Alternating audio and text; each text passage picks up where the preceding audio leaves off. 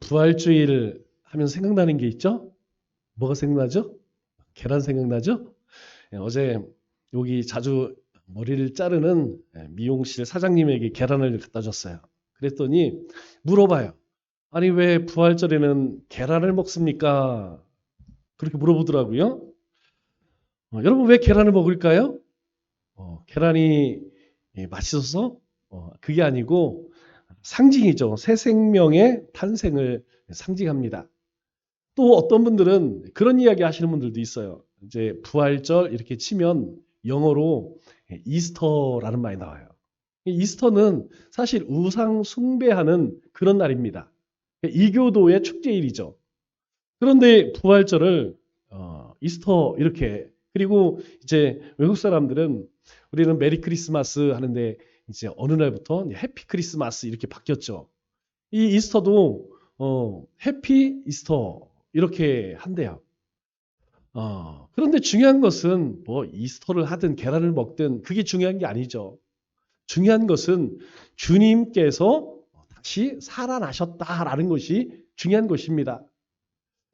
계란이 뭐 문제냐, 뭐 이교도의 축제가 문제냐, 그런 거에 신경 쓰지 말고 사실은 주님께서 사망 권세를 이기시고 다시 살아났다는 것, 그게 중요한 것입니다. 그러면 부활절만 특별한 날일까요? 사실 그렇지 않죠. 성탄절만 특별한 날인가요? 그렇지 않습니다. 우리 그리스도인에게는 매일이 성탄절이고 매일이 부활절이에요. 저는 그렇게 생각해요.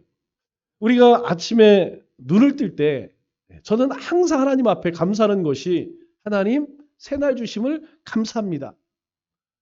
하나님이 새날을 우리에게 허락하셨기 때문에 우리가 새날을 맞이할 수 있는 거 아니에요? 우리가 새날을 맞는 의미가 무엇입니까?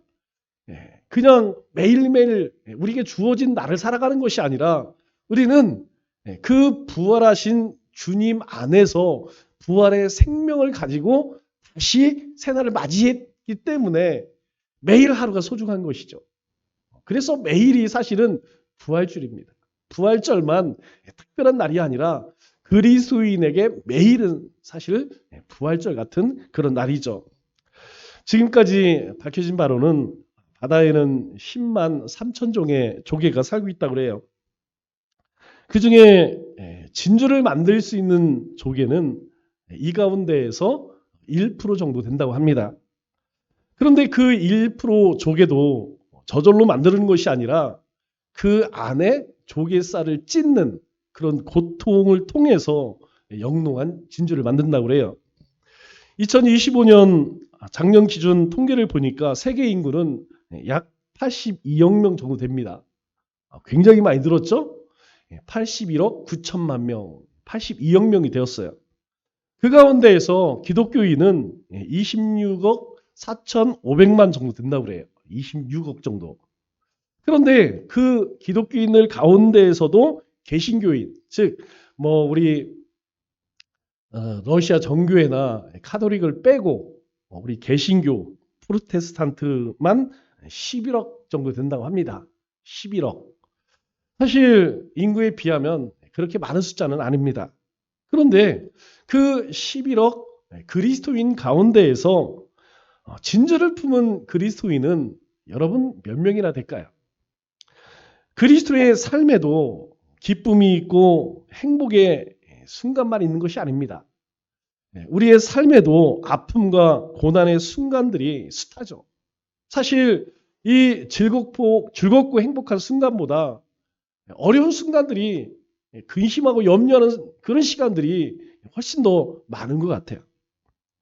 그런데 하나님이 주신 은혜와 능력으로 그 시련들을 우리가 품고 이겨낼 때에 바로 1%의 진주를 품은 그리스도인이 되는 것이죠. 저절로 1%의 그리스도인이 되는 것이 아닙니다. 지금으로부터 약 2000년 전 예루살렘에는 큰 소동이 일어났어요. 갈릴리 변방을 누리며 수많은 병자들을 고치고 또 죽은 자를 살렸다는 소문의 주인공인 예수님이 드디어 예루살렘에 입성하게 됩니다. 이 군중들의 열광은 상상할 수가 없었어요. 굉장히 많은 사람들이 자신의 옷을 던져서 또 종려나무 가지를 예수님 앞에 놓으면서 환영을 했죠. 그런데 그 모습을 보면서 불안해하는 사람들이 있었습니다. 바로 종교 지도자들, 종교 권력자들이죠.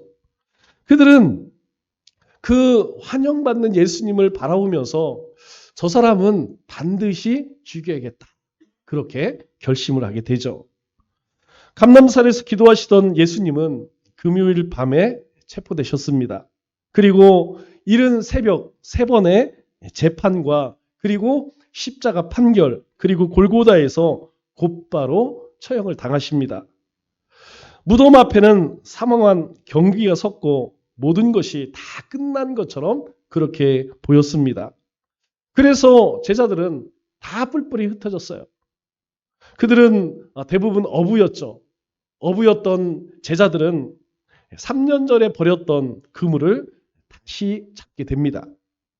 그런데 2달 후에 놀라운 일이 일어나죠. 그것은 그 비겁했던 제자들이 이 예루살렘 한복판에 나타나서 담대히 복음을 전하고 있었습니다.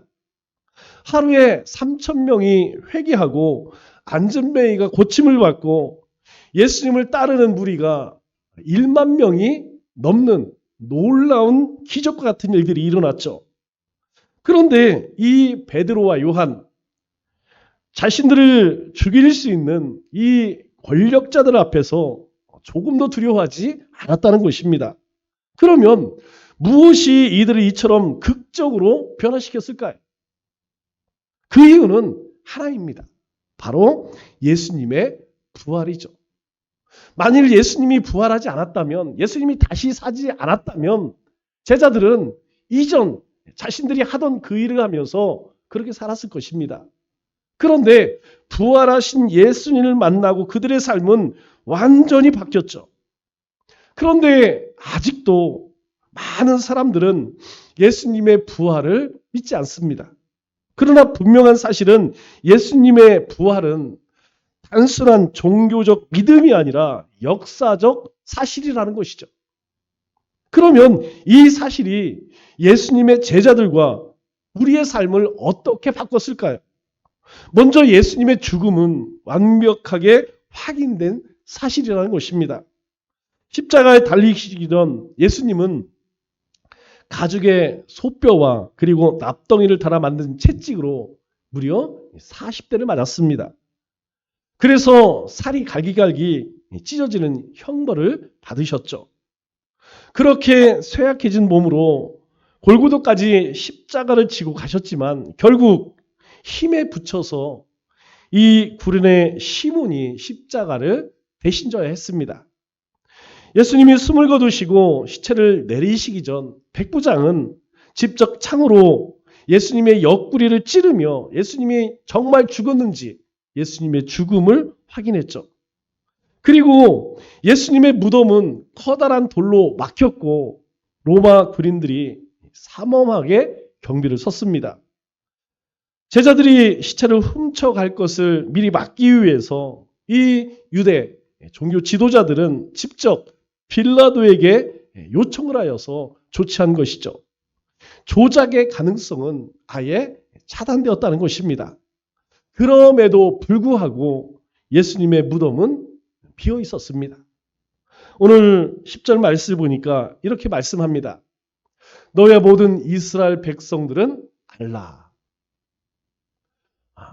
부활하신 예수님을 만난 베드로가 이 예루살렘 사람들, 종교 지도자들에게 외치는 소리죠.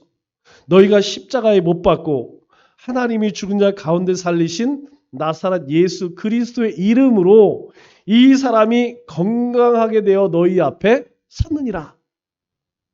이 베드로가 무엇을 이야기하느냐? 예수님은 다시 사셨다 이렇게 말합니다. 이 베드로와 요한이 이 사실을 주장할 때에 예수님을 죽인 바로 그 지도자들 앞에서 외쳤다는 것. 여러분, 우리는 이것에 주목해야 해요. 만약 예수님의 시체가 무덤에 있었다면 이 베드로와 요한은 이들 앞에서 한마디도 할 수 없었을 것입니다. 그러나 성경은 우리에게 분명하게 말씀해요. 13절, 14절 말씀을 보니까 그들이 베드로와 요한이 담대하게 말함을 보고 많은 이 예루살렘 사람들 그리고 종교 지도자들이 이 베드로와 요한이 담대하게 말함을 보고 뭐라고 해요? 비난할 말이 없는지라. 그들이 이야기하는 것에 대해서 비난할 말이 없다. 아무 할 말이 없었다. 이렇게 말합니다. 왜냐하면 예수님의 죽으심과 부활은 부정할 수 없는 역사적 사실이었기 때문이에요. 예수님을 십자가에서 이제 무덤에 장사하고 나서 종교 지도자들이 빌라도에 갑니다. 그리고 뭐라고 이야기해요? 우리 엊그제 큐티를 보니까 그렇게 이야기해요. 살아있을 때에 3일 만에 부활할 거라고 이야기한 것을 우리가 기억합니다. 이 종교 지도자들은요, 예수님이 다시 살아나실 것을 알고 있었어요. 그래서 그들은 돌로 무덤을 막을 뿐만 아니라 그곳에 경비병을 두어서 그 누구도 그곳을 접근하지 못하게 했죠. 역설적으로 이야기하면 예수님께서 다시 살아났다는 것을, 다시 부활하셨다는 것을 확증하는 것이죠. 왜 그렇습니까? 그토록 삼엄하게 지켰는데 결코 제자들이 예수님의 시체를 훔쳐갈 수 없었던 것이죠. 예수님께서 하나님의 능력으로 다시 살아나지 않았다면 무덤은 비워 있을 수가 없었던 것이죠. 이 부활이 역사적 사실이라면 예수님을 믿어야 하는 것은 단순히 종교 선택이 아니라는 것입니다. 예수님이 다시 살아났다는 이 사실은 바로 우리가 역사의 증인이 된다는 것이죠. 우리는 이 부활의 증인으로 살아가야 합니다. 왜냐하면 예수님이 살아나신 것은 지어낸 이야기가 아니라 바로 실제 일어난 사건이기 때문이라는 것이죠. 왜냐하면 우리는 죽음에서 부활하신 그리스도 안에서 사는 삶입니다. 우리 모두는 바로 그 주님께서 부활의 첫 열매가 되셔서 우리에게 주신 그 생명 안에서, 그 영원한 생명 안에서 살아가는 것이 바로 그리스도의 삶이기 때문이죠. 그렇다면 이 부활의 주님 안에 사는 삶은 어떤 것일까요? 오늘 11절 말씀을 보니까 이렇게 말씀합니다. 이 예수는 너희 건축자들의 버린 돌로서 집 모퉁이의 머릿돌이 되셨느니라. 예, 이 건축하는 자들은 버렸습니다. 이스라엘 백성들은 버리셨어요. 그런데 하나님께서는 이 예수를 바로 하나님께 나아갈 수 없는 이 세상의 모든 사람들로 바로 중보자가 되셨다는 것이죠. 이 집 모퉁이의 머릿돌처럼 예수님을 하나님께 나아갈 수 있는 길로 우리에게 보내주셨다는 것입니다. 불과 2달 전 예수님 자신들의 선생이 예수님이 잡혀갈 때에 예수님의 제자들은 하나같이 다 도망쳤어요. 다 뺑소니 쳤습니다. 그 비겁한 제자들이 예수님을 죽인 그 최고 법정 앞에서 여러분 이처럼 담대할 수 있었던 이유는 무엇일까요? 2달 사이에 일어난 일은 오직 한 가지입니다. 바로 부활하신 예수님을 직접 만났기 때문이죠.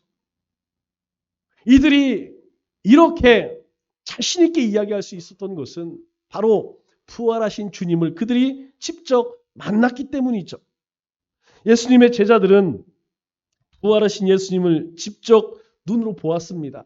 뿐만 아니라 예수님을 만져보았고 함께 식사를 하며 이야기도 나누었습니다.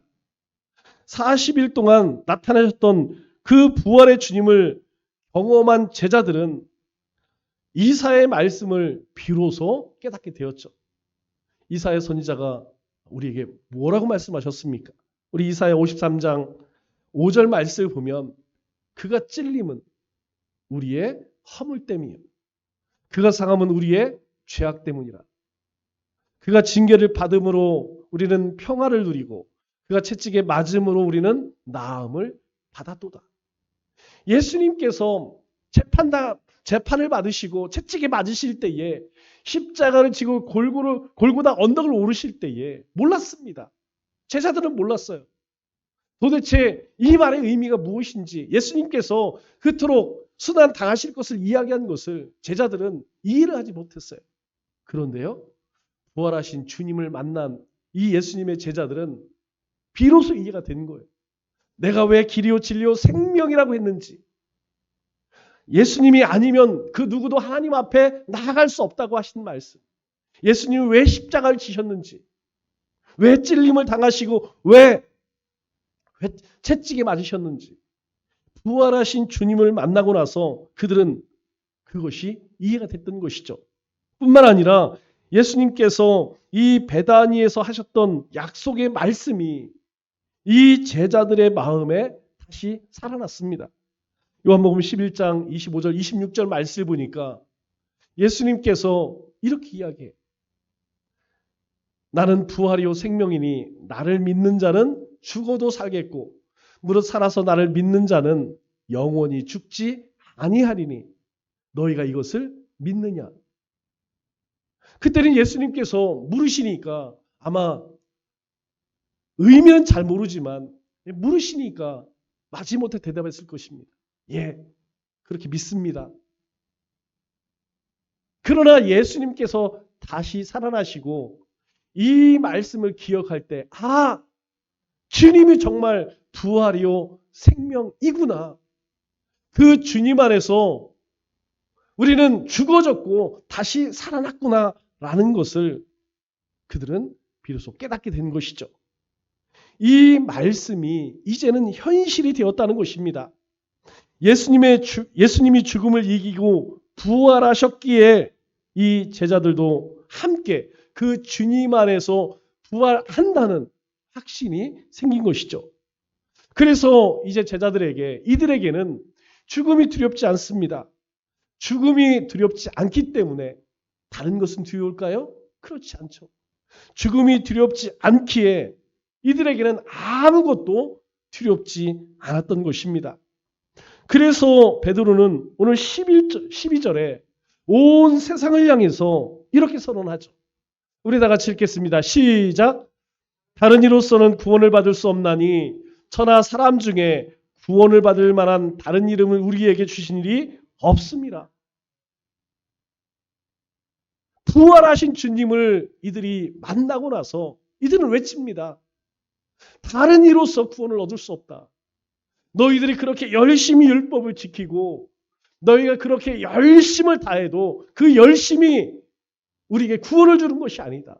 이제는 예수님을 믿어야만 우리를 위해서 사람으로 오시고 십자가를 지신 그 주님을 받아들일 때에 그 십자가의 보혈로 우리가 구원을 얻는 것이다. 예수님을 만난 제자들이 세상을 향해서 담대하게 외칩니다. 이것은 단순히 종교적인 확신과 종교적인 열심이 아니라는 것이죠. 죽음 앞에서도 흔들리지 않는 사람의 선언이라는 것입니다. 부활을 경험하고 죽음을 이미 통과한 사람의 확신이라는 것입니다. 모든 사람에게는 자신이 두려워하는 게 있어요. 여러분 한번 가만히 생각해 보세요. 내 삶에 가장 두려운 것. 내가 만일 빼앗기면 정말 이거 없으면 못 살 것 같은 것. 여러분 생각해 보세요. 여러분 건강일 수 있어요. 만일 오늘 이후에 갑자기 나에게 어떤 무서운 병이 찾아왔다면 여러분 한순간 우리의 마음 무너질 거예요. 내가 붙들고 있었던 어떤 재물, 미래, 우리의 자녀들, 가정. 여러분 근심과 걱정과 두려움 없는 사람은 이 세상에 한 사람도 없어요. 다만 표현하지 않을 뿐입니다. 그런데 그 모든 두려움의 그 마지막 뿌리는 무엇입니까? 결국 죽음입니다. 자식이 없으면 죽을 것 같아요. 돈 없으면 죽을 것 같아요. 내 건강이 없으면 죽을 것 같아요. 그런데 부활하신 예수 그리스도 안에서 이미 죽은 사람은 전혀 다른 삶을 살죠. 왜 그럴까요? 모든 그리스도인은 예수 안에서 죽었기에 다시 죽지 않는다는 것입니다. 그래서 우리 안에는 예수님이 주신 영원한 생명으로 충만하다는 거예요. 사도 바울이 고린도 전서 15장 20절로 22절에 이렇게 이야기해요. 이제 그리스도께서 죽은 자 가운데서 다시 살아나사 잠자는 자들의 첫 열매가 되셨도다. 사망이 한 사람으로 말미암아 죽은 자들의 부활도 한 사람으로 말미암는도다. 아담 안에서 모든 사람이 죽음같이 그리스도 안에서 모든 사람이 삶을 얻으리라. 모든 사람. 주님의 이름을 붙들고 주님이 나의 구주요, 나의 하나님이라고 고백한 사람, 그 사람은요, 그리스도 안에서 다시 살아난다.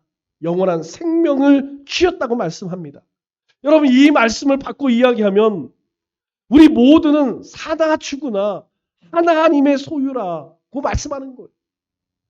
우리는 살아도 주님의 것입니다. 우리가 이 세상을 떠나도 우리는 하나님의 것이에요. 그러므로 염려하지 말라는 거예요. 두려워하지 말라는 거예요. 그 주님을 소망하라는 것입니다. 그 주님의 나라를 소망하라는 것이에요.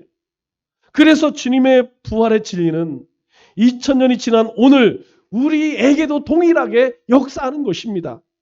우리는 예수님과 함께 죽었고 예수님과 함께 다시 살아났습니다. 이것이 바로 성령 세례이죠. 이게 구원입니다. 다시 말해서 주님 안에서 거듭났다는 것입니다. 새로운 피조물이 되었다는 것이에요. 그리스도인은 이미 새 생명 가운데 사는 사람들입니다. 믿음 없는 사람들은 앞으로 죽어야 할 일들이 남았죠. 그러나 예수님을 영접한 저와 여러분은 이미 죽은 사람이에요. 그리고 주님 안에서 다시 살아났습니다. 그러므로 우리는 죽음을 전혀 두려워할 필요가 없다는 거예요. 우리가 그 죽음으로 인하여서 두려워하는 것들, 주님께서 우리에게 뭐라고 말씀하십니까? 그거 붙들고 사지 말래요. 그것 때문에 염려하지 말래요. 그것을 너희가 두려워하는 그것을 주님 앞에 내어놓으라고 이야기합니다. 주님 앞에 가지고 오라고 이야기합니다. 그리고 주님께 내려놓으라고 이야기해요. 그러면 주님께서 다 가져가시겠다는 거예요.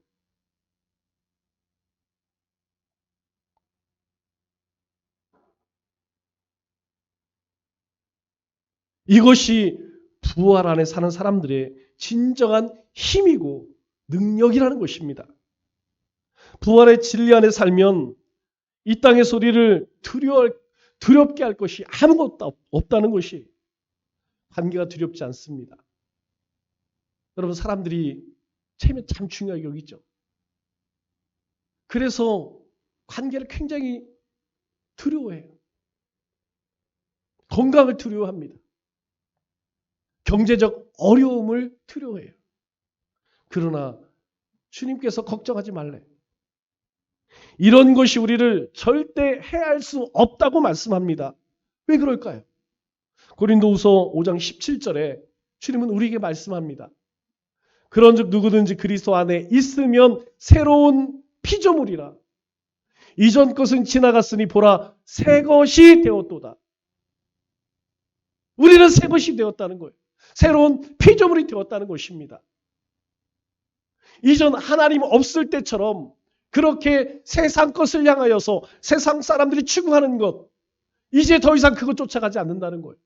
세상 사람들이 두려워하는 그것 때문에 두려워하지 않는다는 거예요.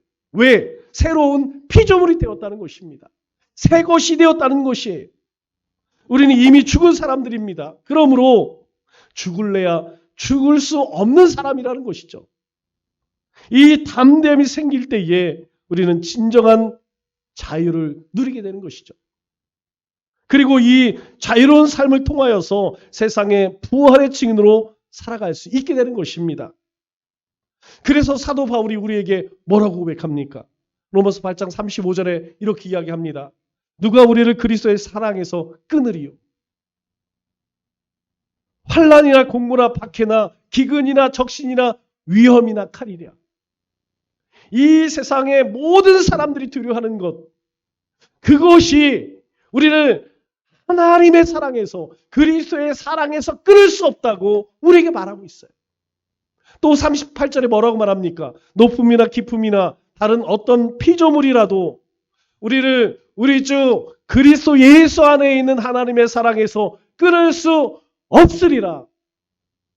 그 어떤 것도 그리스도의 사랑에서, 하나님의 사랑에서 끊을 수 없다고 말씀합니다. 왜 그럴까요? 바로 우리를 사랑하셔서 우리 때문에 살아 오르셨고 우리 때문에 십자가를 지셨고 우리에게 소망 주시기 위해서 다시 살아나셨기 때문이에요. 말씀을 맺겠습니다. 부활은 과거의 사건이 아닙니다. 오늘 우리의 힘이요, 능력이요, 소망이라는 것입니다.